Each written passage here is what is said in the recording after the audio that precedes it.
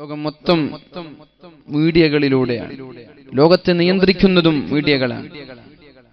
The media is the most powerful entity on the earth. ഭൂമിയിലെ ഏറ്റവും വലിയ ഒരു മുതൽ എന്ന് പറയുന്നത് മീഡിയകളാണ്. കാരണം ലോകത്തെ നിയന്ത്രിക്കുന്നത് മീഡിയകളാണ്.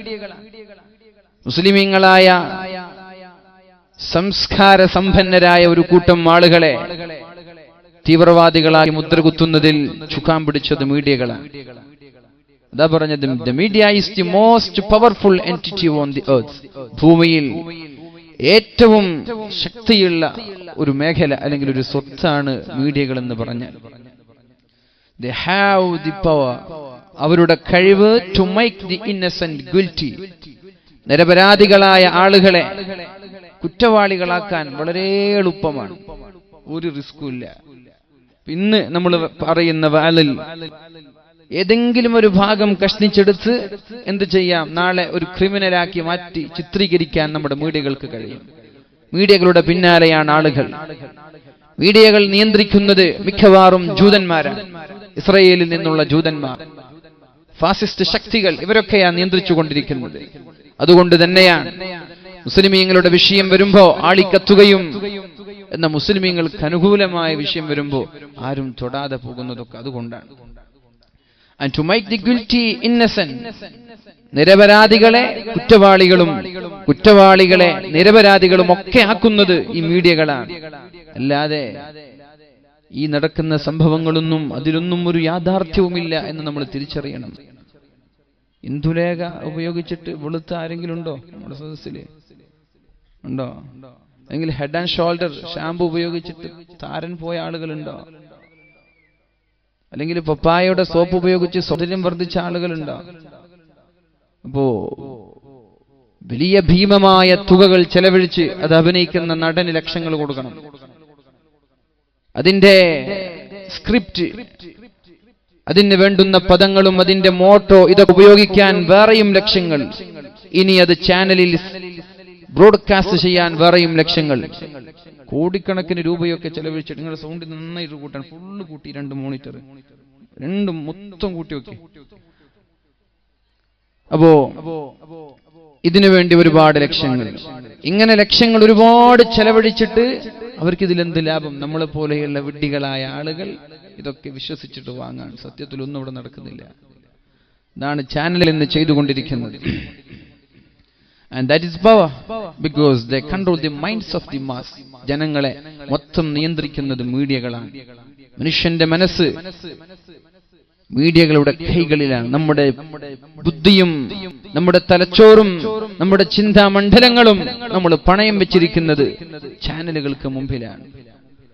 അതുകൊണ്ട് ചാനലുകാരെ കുറ്റം പറഞ്ഞിട്ട് കാര്യമില്ല. നമ്മളെ സ്വയം പഴിക്കുക. മിസ്റ്റേക്സ് നമ്മുടെ ഭാഗത്താണ്. അല്ലാഹു നമ്മൾക്ക് ബോധം നൽകട്ടെ. അപ്പൊ മീഡിയ അതിലെന്തൊക്കെ പെടുന്നു? ചിലപ്പോൾ വയസ്സന്മാർക്ക് ഇത് വിഷയം പിടിച്ചുകൊള്ളണമെന്നില്ല. നമ്മൾക്ക് എന്ത് ഫേസ്ബുക്ക് അല്ലേ, പാസ്ബുക്ക് തന്നെ നമ്മൾക്ക് അറിയില്ല. ഇങ്ങനെ ഫേസ്ബുക്ക്, വാട്സപ്പും ഫേസ്ബുക്കും സോഷ്യൽ മീഡിയകളും ഇമെയിലും ജിമെയിലും ഒക്കെ ചർച്ച ചെയ്യപ്പെടുന്ന ഒരു കാലം.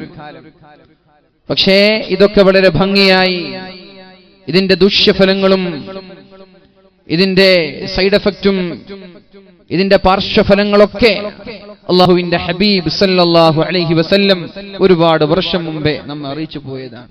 ഒക്കെ എല്ലാ വിഷയങ്ങളും നമ്മൾക്ക് ഹദീസുകളിലും ഖുർആനുകളിലും അടിസ്ഥാനമാക്കി നമ്മൾക്ക് മനസ്സിലാക്കാൻ പറ്റും. നമ്മൾ ആദ്യം ഈ മീഡിയകളും ഈ വിഷയങ്ങളൊക്കെ ചർച്ച ചെയ്യുമ്പോ ആദ്യം നമ്മൾ ശ്രദ്ധിക്കേണ്ട ഒരു ആയത്ത്, ഈ വിഷയത്തിന്റെ അകക്കാമ്പിതാണ്. ഈ വിഷയത്തിന്റെ രത്ന ചുരുക്കം ഇതാണ്. ഇതിൽ നിന്നാണ് ഇത് വൈഡ് സ്പ്രെഡ് ആവുന്നത്, എല്ലാ മേഖലകളിലേക്കും സ്പ്രെഡ് ആവുന്നത്. അല്ലാഹു പരിശുദ്ധ ഖുർആനിൽ പറയുന്നു, ബിസ്മില്ലാഹിർ റഹ്മാനിർ റഹീം, വബ്തഗി ഫീമാ ആതാകല്ലാഹു അദ്ദാറൽ ആഖിറ വലാ തൻസ നസീബക മിനദ് ദുനിയ വഅഹ്സിൻ കമാ അഹ്സനല്ലാഹു ഇലൈക ولا تبغ الفساد في الأرض إن الله لا يحب المفسدين. ഫേസ്ബുക്കും വാട്സപ്പും ഒക്കെ ഉപയോഗിക്കുന്ന ആളുകൾ ഈ ഒരു ആയത്ത് കാണാതെ പോവരുത്. അല്ലാഹു പരിശുദ്ധമായ ഖുർആനിൽ ഖാറൂനിനെ കുറിച്ച് പറയുന്ന രംഗമാണിത്. ബിസ്മില്ലാഹിർ റഹ്മാനിർ റഹീം. വബ്തഗി ഫീമാ ആതാകല്ലാഹു ദാറൽ ആഖിറ.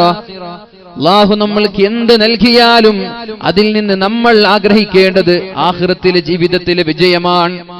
അല്ലാഹു എന്ത് നൽകിയാലും, ലോകത്തുള്ള എല്ലാ സൗകര്യങ്ങളും സമ്പത്തും എല്ലാം അല്ലാഹു നമ്മൾക്ക് നൽകിയാൽ നമ്മൾ അതുകൊണ്ട് ലക്ഷ്യമാക്കേണ്ടത് ആഖിറത്തിൽ എങ്ങനെ വിജയിക്കാമെന്നാണ്. ഒരു മൊബൈൽ ഫോൺ നമ്മുടെ കൈകളിൽ ലഭിച്ചാൽ,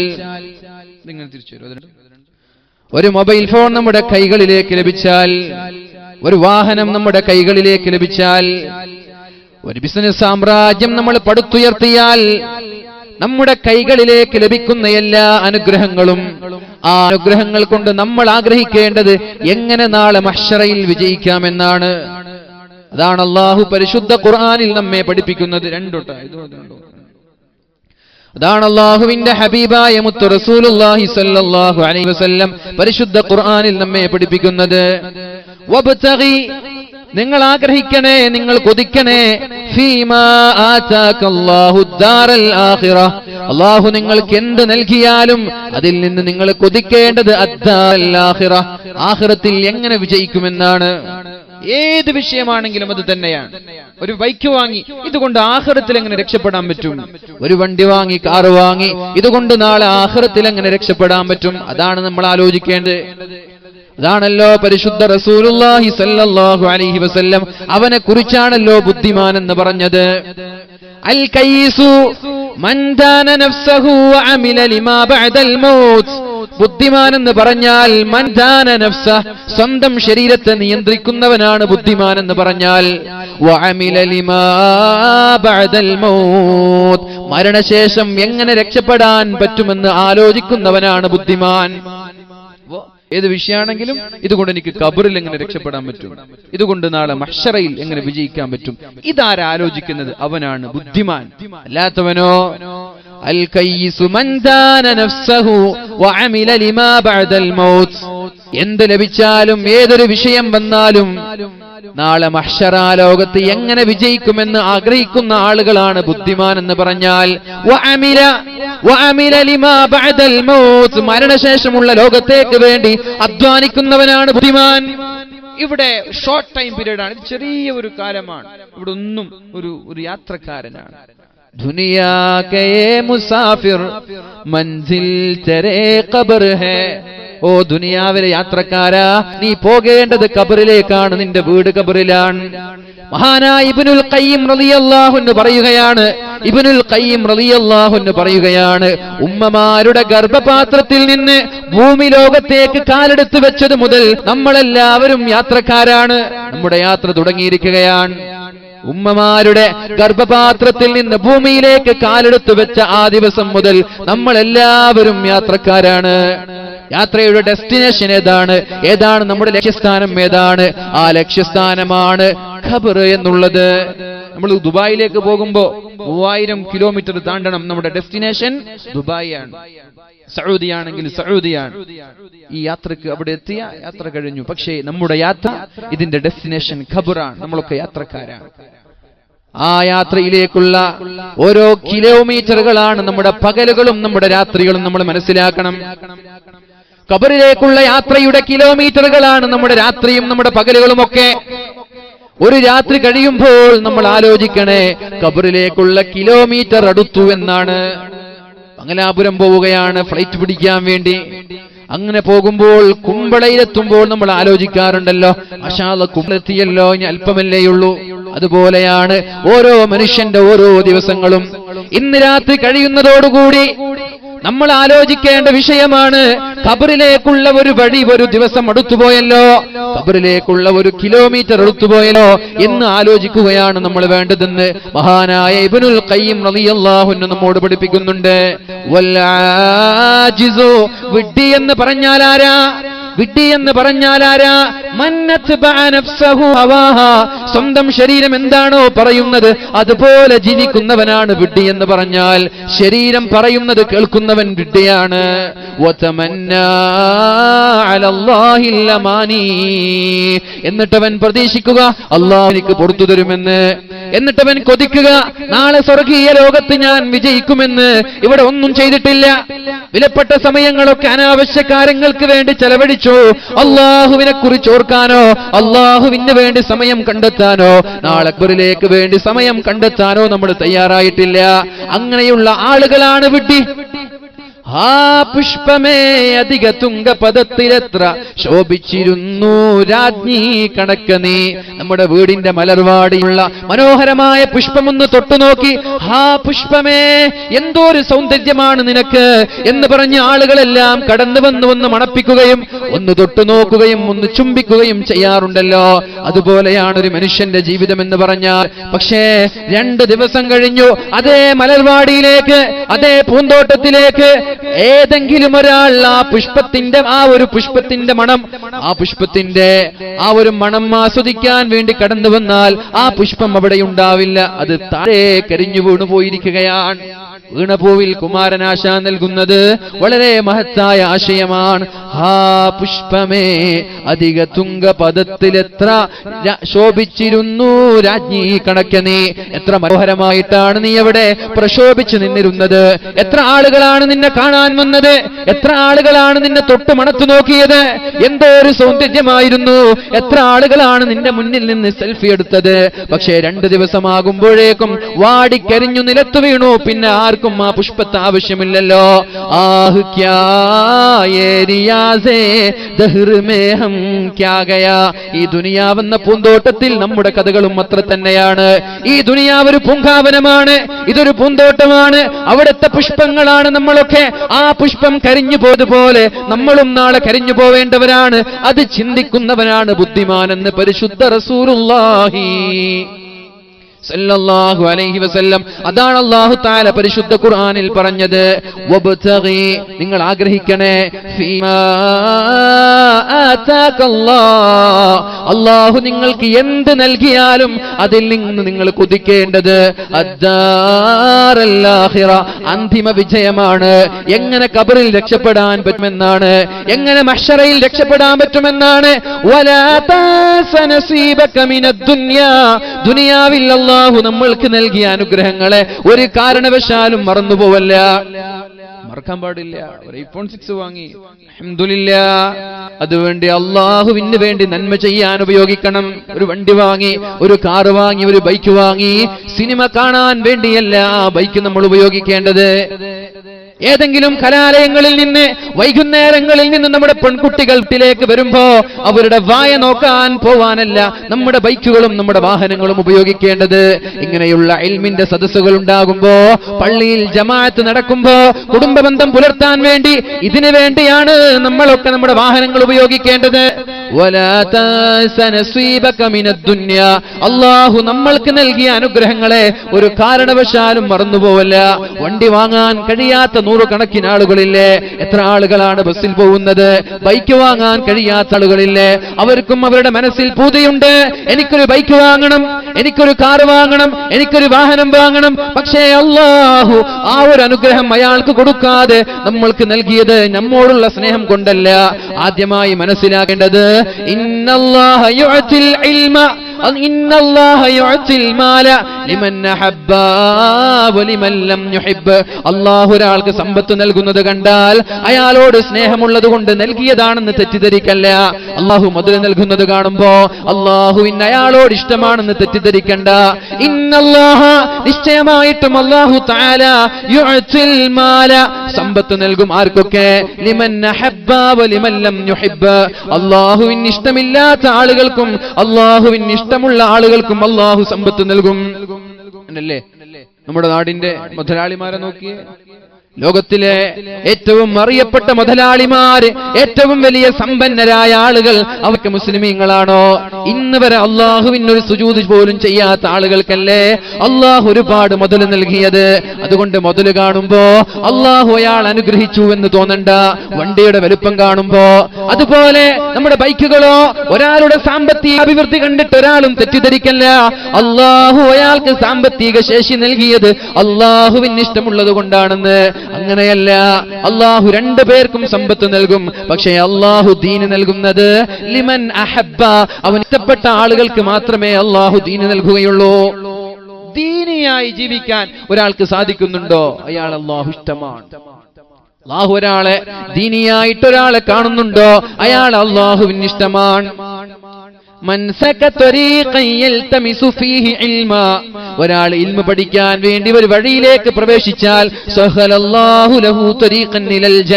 അയാൾക്ക് സ്വർഗ്ഗത്തിലേക്കുള്ള വഴി അള്ളാഹു എളുപ്പമാക്കുമെന്ന് പരിശുദ്ധ റസൂലുള്ളാഹി സ്വല്ലല്ലാഹു അലൈഹി വസല്ലം. അള്ളാഹുവിന് ഒരാളെ ഇഷ്ടമായാൽ അയാൾ അള്ളാഹു ആലിമീങ്ങളാക്കുമെന്ന് മുഹമ്മദുർ റസൂലുള്ളാഹി സ്വല്ലല്ലാഹു അലൈഹി വസല്ലം.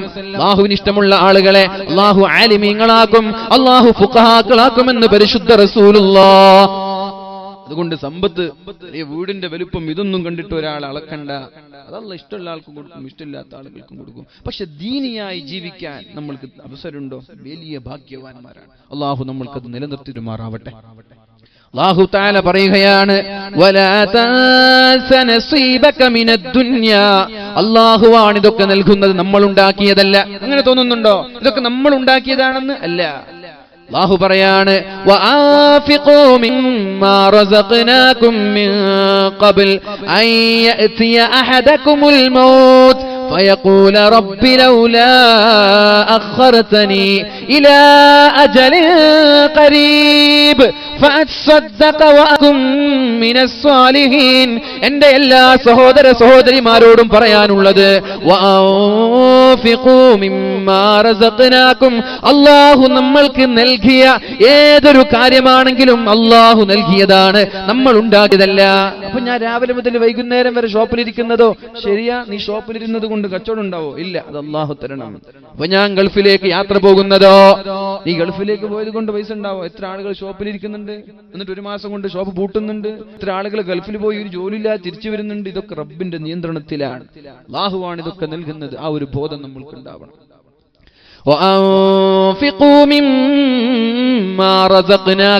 ഞാൻ നിങ്ങൾക്ക്, അതാണ് അല്ലാഹു ഉപയോഗിച്ച പദം, ഞാൻ നിങ്ങൾക്ക് നൽകി, നിങ്ങൾ ഉണ്ടാക്കിയതല്ല. കാറൂൻ പറഞ്ഞു ഞാൻ ഉണ്ടാക്കിയതാണ്, അതുകൊണ്ട് കാറൂനെ അല്ലാഹു ജീവനോടെ വിഴുങ്ങിക്കളഞ്ഞു. നമ്മൾ പറഞ്ഞ നമ്മളെയും വിഴുങ്ങും. ഞാൻ നിങ്ങൾക്ക് നൽകിയ സമ്പത്തിൽ നിന്ന് നിങ്ങൾ ചെലവഴിക്കണേ എന്ന് അല്ലാഹു പറയുന്നുണ്ട്. ഇതൊക്കെ അല്ലാഹു തന്നതാണ്. അല്ലാഹു നൽകിയ ഔദാര്യങ്ങളെ, അല്ലാഹു നൽകിയ അനുഗ്രഹങ്ങളെ ഒരു കാരണവശാലും മറന്നുപോവല്ല. എന്നിട്ടാണ് അല്ലാഹു പറയുന്നത്, കേൾക്കണേ, അല്ലാഹു പറയുന്ന വാക്കുകൾക്ക് കാതോർക്കണേ. വഅഹ്സിൻ, ഇവിടെയാണ് നമ്മൾ അടിവരയിടേണ്ടത്. വഅഹ്സിൻ കമാ അഹ്സനല്ലാഹ്. അല്ലാഹു നമ്മൾക്ക് നന്ദി ചെയ്തതുപോലെ, അല്ലാഹു നമ്മൾക്ക് നന്മ ചെയ്തതുപോലെ അല്ലാഹുവിന് തിരിച്ചും നന്മ ചെയ്യണേ. നമുക്ക് നാമേ പണിനതു നാഗം, സ്വർഗവും അതുപോലെ. നമ്മൾക്ക് നരകവും നമ്മൾക്ക് സ്വർഗവും ഉണ്ടാക്കുന്നത് നമ്മളാണ്. നമ്മൾ നരകത്തിൽ പോയാൽ ഉത്തരവാദി നമ്മൾ തന്നെയാണ്. നമ്മൾ സ്വർഗത്തിൽ പോയാൽ അതിന്റെ ഉത്തരവാദി നമ്മൾ തന്നെയാണ്, അല്ലാഹു അല്ല. وما ظلمناهم ولكن كانوا أنفسهم يظلمون. ഞാൻ ഒരാളെയും ആക്രമിച്ചിട്ടില്ല, ഒരാളെയും ഞാൻ ശിക്ഷിച്ചിട്ടില്ല. ശിക്ഷ അവരെ ചോദിച്ചു വാങ്ങിയതാണ്. അവർക്ക് ചിന്തിക്കാനും ആലോചിക്കാനും നന്മ ചെയ്യാനും ഞാൻ ഭൂമിയിൽ അവസരം നൽകിയിട്ട് ബോധമില്ലാതെ നടന്നതുകൊണ്ട് അവർ തന്നെ നരകത്തെ ചോദിച്ചു വാങ്ങിയതല്ലേ. അവലം നുഅമ്മിരുകും മാ യതദക്കറു ഫീഹി മാ തദക്കർ. അല്ലാഹു നാളെ മഹ്ശറ വൻസഭയിൽ ചോദിക്കുന്നുണ്ട്, നിങ്ങൾക്ക് ഞാൻ ആയുസ് തന്നിട്ടില്ലേ? അവലം നുഅമ്മിരുകും, നിങ്ങൾക്ക് ഞാൻ ആയുസ് തന്നിട്ടില്ലേ? എന്തിനുള്ള ആയുസ്?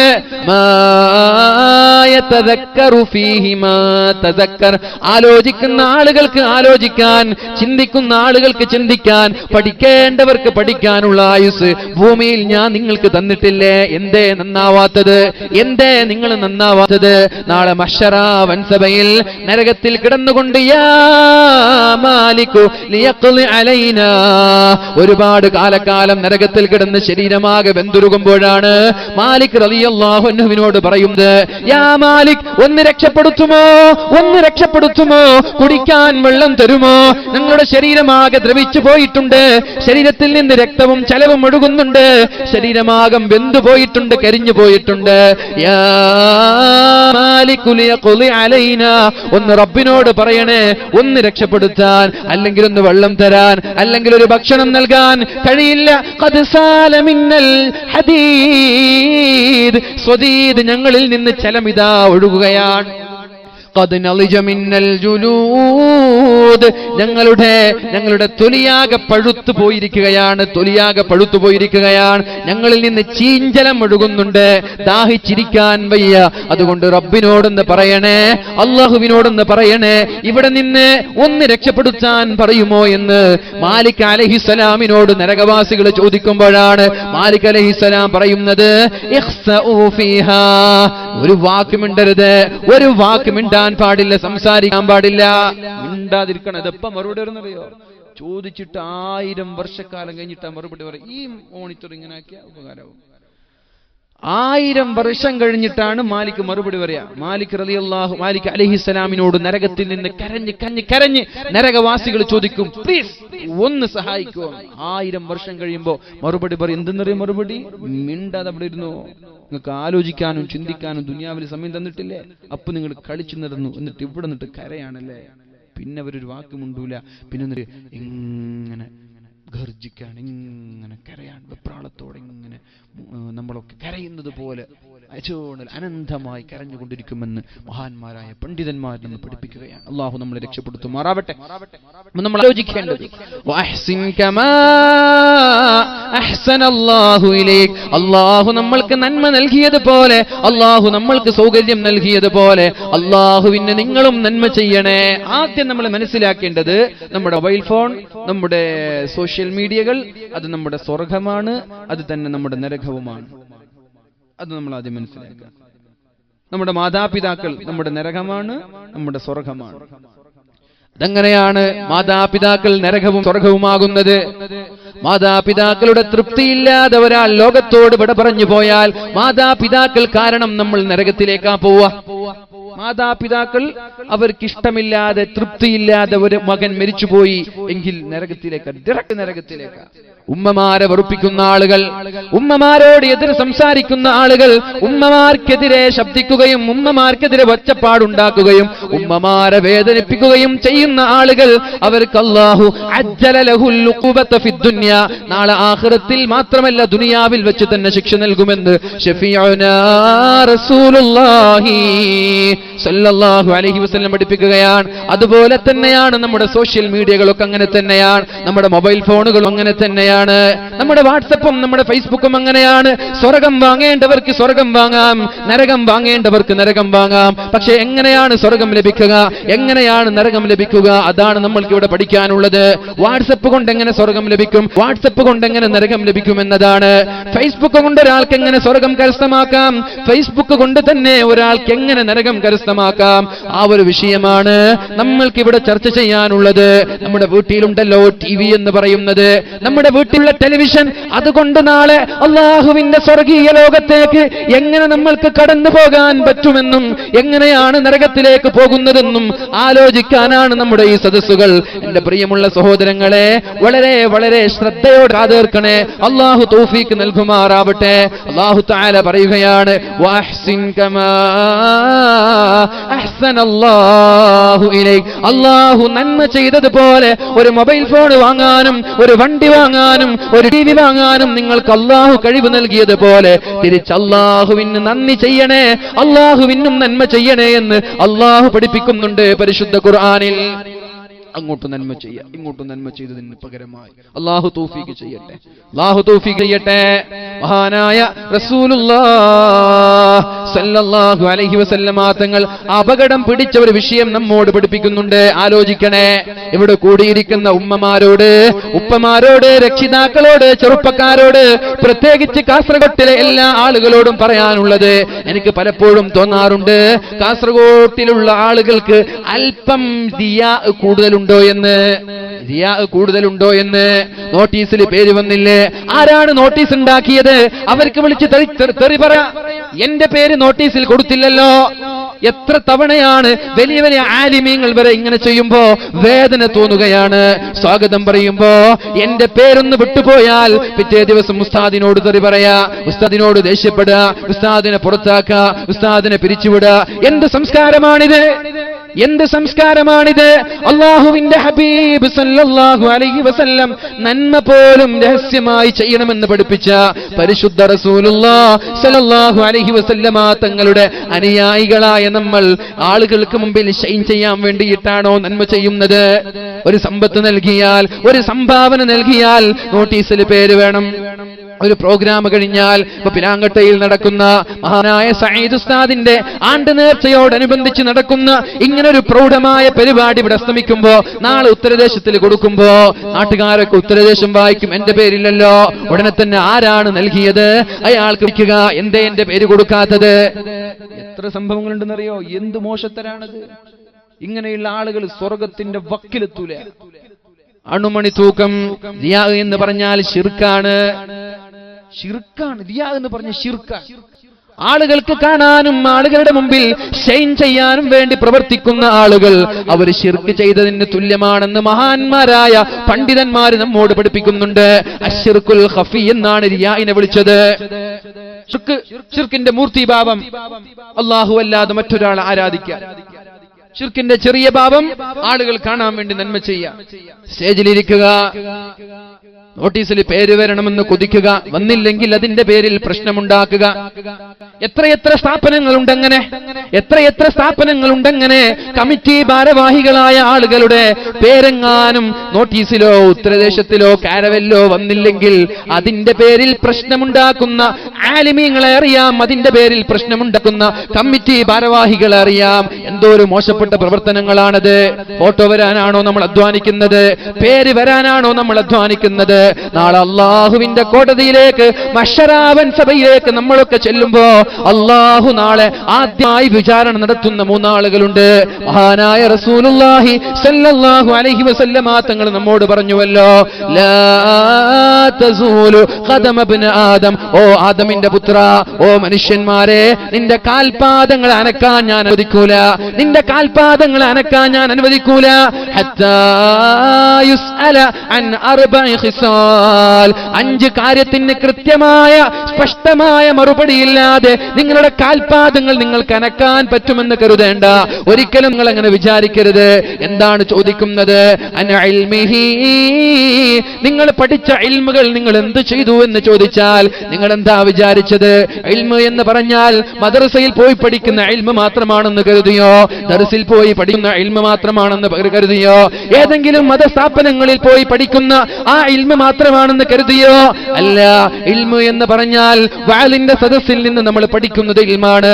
ഇവിടെ നിന്ന് നമ്മൾ പഠിച്ചുകൊണ്ട് നമ്മുടെ വീട്ടിലേക്ക് മടങ്ങിപ്പോയി പഠിച്ച ഒരു കാര്യം മറ്റൊരാൾക്ക് പറഞ്ഞു കൊടുത്തില്ലെങ്കിൽ എന്താണ് ആ ഇൽമു കൊണ്ട് നമ്മൾക്ക് നേട്ടമുള്ളത്? സോഷ്യൽ മീഡിയയിലൂടെ വാലിന്റെ ഓഡിയോകൾ ഷെയർ ചെയ്തില്ലെങ്കിൽ, ഫേസ്ബുക്കിലൂടെ ഇതിന്റെ സന്ദേശം നമ്മൾ കൈമാറിയില്ലെങ്കിൽ പിന്നെ എന്താണ് നമ്മൾ ഇൽമു പഠിച്ചത് കൊണ്ടുള്ള ഉപകാരം? അല്ലാഹുവിന്റെ ഹബീബായ മുത്ത് റസൂലുള്ളാഹി സല്ലല്ലാഹു അലൈഹി വസല്ലമ തങ്ങൾ പറഞ്ഞല്ലോ, ഇന്ന മിമ്മാ യൽഹഖുൽ മുഅ്മിന മിൻ അമലിഹി വഹസനാതിഹി മിൻ ബഅദി മൗതിഹി. ഒരാൾ ലോകത്തോട് വിട പറഞ്ഞാൽ, ഒരാൾ അന്ത്യവിശ്രമം കഴിഞ്ഞാൽ, ഒരാൾ മരിച്ചുപോയാൽ അയാളുടെ ഖബറിലേക്ക് കടന്നു വരുന്ന ഇൽമൻ, അയാളുടെ ഖബറിലേക്ക് കടന്നു വരുന്ന അമലുണ്ടല്ലോ, അത് ഇൽമൻ അല്ലമഹു വനശറ, അവൻ പഠിപ്പിച്ച ഇൽമാണ്. അവൻ പഠിക്കുകയും മറ്റൊരാൾക്ക് പറഞ്ഞു കൊടുക്കുകയും ചെയ്യുന്ന ഇൽമുകൾ നാളെ നമ്മുടെ ഖബറിലേക്ക് കടന്നു വരുമെന്ന് പരിശുദ്ധ റസൂലുള്ളാഹി സല്ലല്ലാഹു അലൈഹി വസല്ലം നമ്മെ പഠിപ്പിക്കുകയാണ്. അപ്പൊ നിങ്ങൾ വിചാരിക്കും ഞങ്ങൾ ഇൽമു പഠിച്ചിട്ടില്ലല്ലോ, ഇതൊക്കെ ഇൽമാണ്. ഖബറിലേക്ക് വരുന്ന ഏറ്റവും വലിയ അമല് എന്താണ്? ഇൽമൻ അല്ലമഹു വനശറ. നമ്മൾ പഠിക്കുകയും പഠിപ്പിക്കുകയും നാട്ടുകാരിലേക്ക് എത്തിക്കുകയും ചെയ്യുന്ന അമല്, നാട്ടുകാരിലേക്ക് എത്തിക്കുകയും ചെയ്യുന്ന ഇൽമ്, അതാണ് നമ്മുടെ ഖബറിലേക്ക് കടന്നു വരുന്നത്. ഇപ്പൊ വാട്സപ്പ് ഖബറിൽ രക്ഷപ്പെടാനുള്ള വഴിയാണ്, ഫേസ്ബുക്ക് ഖബറിൽ രക്ഷപ്പെടാനുള്ള വഴിയാണ്. വാട്സപ്പ് വഴി ഇൽമ് പ്രചരിപ്പിക്കുക, ഫേസ്ബുക്ക് വഴി ഇൽമ് പ്രചരിപ്പിക്കുക. നാളെ നമ്മൾ മരിച്ചു, ഖബറിലെത്തി.